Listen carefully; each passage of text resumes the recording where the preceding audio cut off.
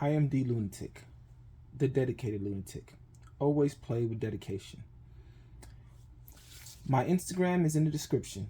I'm an action figure collector telling a story across the multiverse, specializing in 5-inch figures, mainly because they had so many vehicles, while not being as small as the G.I. Joes.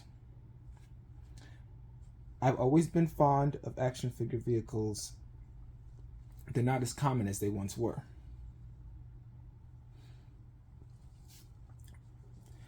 Today I will be showing you the Double Dragon Cruiser from the 2-season animated series in the United States from 1993 to 1994 with a total of 26 episodes. As was the case for most animated series in the 90s, the easy way to finance the show was for them to have a toy line, and the toy line would feed off the show, and the show would feed off the toy line. That was a formula that was perfected by He-Man and the Masters of the Universe, and it continued quite well until, well, Congress essentially made it illegal.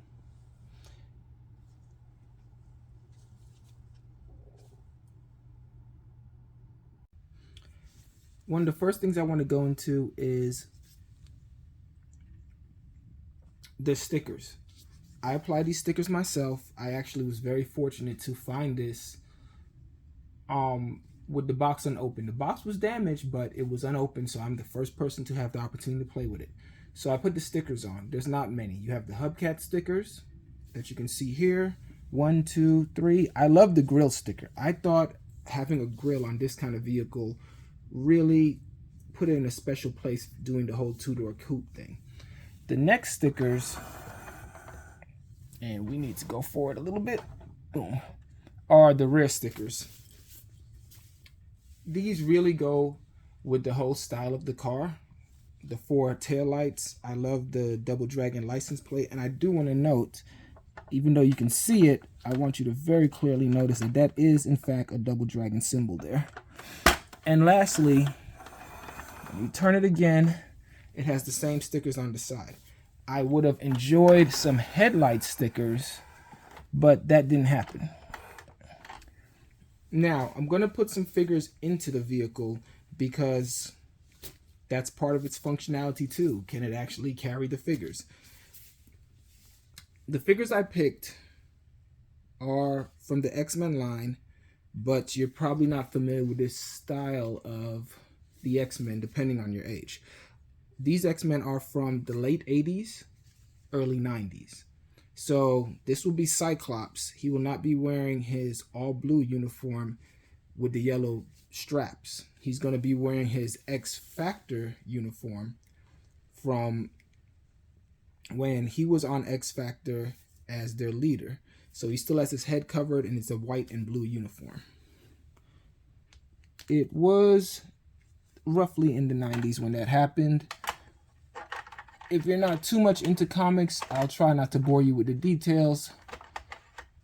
But the short version is they made another team of X-Men, and Storm was the leader of that team. They pretty much tried to go for a more international X-Men team, and that included Storm, Wolverine, Colossus, Nightcrawler. You can see where they were going with this. At that time, Wolverine was from Australia, not Canada yet. And this Wolverine is going to be wearing, his original costume is the yellow one, referred to as the yellow tiger stripe. That's what he premiered in when he fought the Hulk in his first appearance.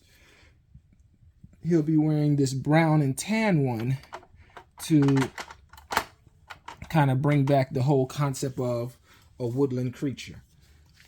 So they're going to be the ones I'm using. I'm using them mainly because of their height and their size. The Double Dragon figures I don't have. I have no intention of getting those Double Dragon figures. But more importantly, these figures are the most closely related to the height and width. They are a little bit more flexible. They bend at the knees. The original figures did not bend at the knees and did not bend at the elbows. So these are a little bit more flexible. Also, before I get into the figures, I do want to show you one more. It's not a feature. It's actually Oh, good. It'll make it easier. I'm going to pop the top, take out Wolverine, and show you the interior. Actually, it's always better from this side. Okay. If you look at the center console, you see two joysticks. I want to tell you that there's a screen here because that's pretty accurate to the cartoon. And you have joysticks and buttons. It's interesting because we don't need joysticks since we have so many touch screens these days. But when this came up, it was quite a cutting edge vehicle. Wolverine, you're going to work with me here, okay? Just get in there, Logan, and stop fighting me. And Cyclops. Boom. So next we're going to go into the action features. This is still a toy for children. So you want to avoid small parts. You want to make sure it's durable to some extent. But most important, it has to do something action-packed. You got to have some kind of feature where the kids can say, wow. And I think this one has it. I'm going to start off with something that was actually true to the cartoon. Like, this vehicle's kind of accurate more than most are. The only difference is it doesn't have a top to it. And that's just because if you put a top on it, now you have to have closing and opening doors, and it's just not worth it. And I even think the windshield was designed to be taken off just for that reason. So we're going to go into the first feature that it has, and that's going to be, we're going to do they call it the Kami blades. Let me make sure I'm reading that right. Yeah, Kami blades. K-A-M-A. So they're really just, and it's very common to have these trip out blades on the side of a vehicle. In this era, a lot of them followed each other. They're like, if it worked for them, it should work for us. But in the show, these blades would come out when they transformed their vehicle. Like, when they transformed, they would shoot their swords at the vehicle, and it would have stuff move around, and these blades would come out to make it look different. And I even think the blades would shoot energy more than cut people, obviously. So we're going to use Donatello here to help see if we can get a visual idea of this blade actually working. Donatello's always happy to help, and we'll see how well it works. Yeah. Lucky for us, this vehicle rolls very well. Like I said, it still has to do some basic functions, and one of those functions was playability. Our kids still going to want to play with it. And a rolling vehicle is a simple win. So next, we're going to go into another one of the action features. That is my personal favorite, the disc launcher. Again, a very common thing for these vehicles. I'm going to let you see the disc launcher from the side and from a couple of different angles, so you can see how it works and how it looks when it works. So that's from that view. That's it, opening and closing.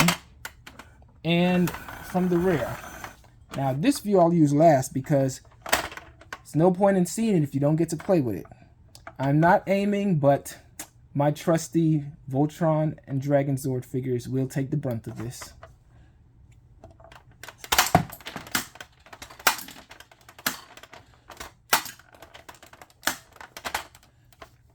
For a toy of this age, I'm pretty happy with it.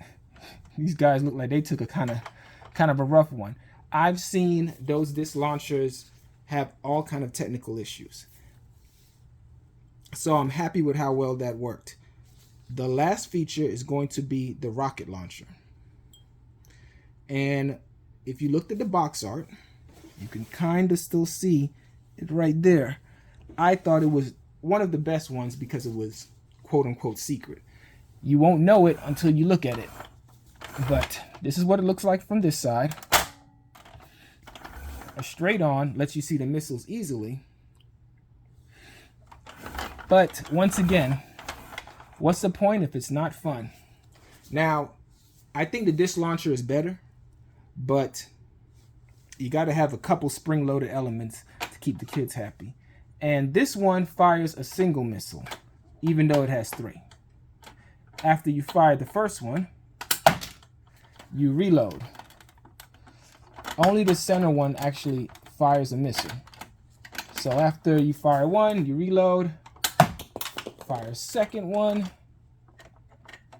and you fire the last one. Folds back down, completely empty, mind you. And that covers the action features for this toy. I'm not gonna lie, I did this review for a couple of reasons. Reason number one was almost every time I want to find out about a vehicle I want to buy, any kind of toy that I'm interested in, I'm able to go online and find someone somewhere who did a review on it. I couldn't find a review for this, so I was like, ugh, I guess I need to do one. Secondly, I know this line wasn't too popular. You saw how many toys were in this line. It only had 4 hero figures and 3 villain figures. So I thought it would be kind of a niche. So no one really reviewed it. So good enough to be reviewed. And I've always been happy with this one. My biggest gripe with this one is that I picked a lot of figures that I would do this review with. None of them were Double Dragon, of course. But not everybody could fit in the vehicle.